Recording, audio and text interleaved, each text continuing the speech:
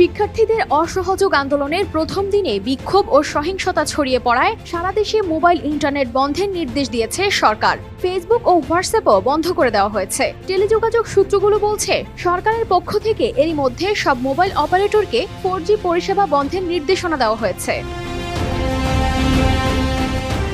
Internet চালুর 7 দিনের মাথায় রোববার দুপুর 12টার পর সরকারি একটি সংস্থার নির্দেশে আবারও 4G সেবা বন্ধ করা হয়। 4G বন্ধ থাকলে মোবাইল ইন্টারনেট ব্যবহার করা যায় না, শুধুমাত্র 2Gর মাধ্যমে কথা বলা সম্ভব হয়।